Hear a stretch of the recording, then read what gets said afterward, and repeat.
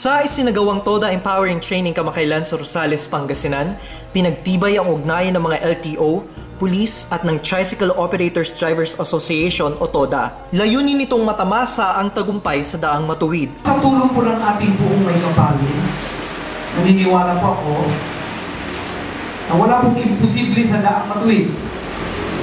Basta tayo ay magsama-sama tungo sa tuwid na daan para sa kaunlaran ng ating bayan.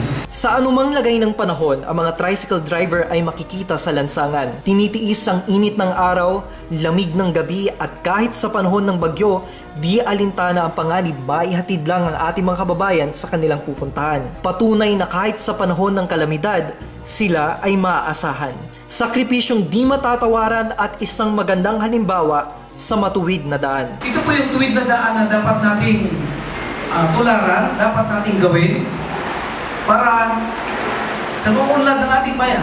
Kasi po, pag crooked yung ating pupuntahan, wala tayong, kung crooked po yung daan na ating pupuntahan, wala. Hindi tayo makakarating sa ating pagmumuna. Matagal po siguro. Makakarating ngayon pero matagal. Bilang pagkilala sa mga sakripisyo at serbisyo, ipinarating ng ugnayan sa mga driver ang layunin ng tuwid na daan. Ang layunin po natin is tuwid na daan na kayo ay matulungan upang mabigyan ng karagdagang kabuhayan at benepisyo kapalit ng inyong sakripisyo at serbisyo po sa bayan. Samantala, upang mapanatili ang kaayusan at kapayapaan sa bayan, hinikayat ni Saltat ang lahat na makiisa sa lambat sibat tungo sa matuwid na daan. Taos pusong nagsusumamo ng inyong suporta upang magtagumpay ang programa nito laban sa kriminalidad. Panahon na upang kayo po ay pakialam sa mga nangyayari sa ating kapaligiran.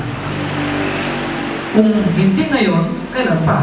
Dagdag ni Saltat, kung noon ang badsag sa mga driver ay sweet lover, ngayon naman ay good informer. Ang pagbibigay umano nila ng tamang impormasyon sa otoridad patungkol sa mga masasamang gawain ay napakalaking tulong. Kung ibigay niyo po yung magandang impormasyon sa ating kapulisan, ibibigay din nila yung kanilang buhay para makatulong sa inyo.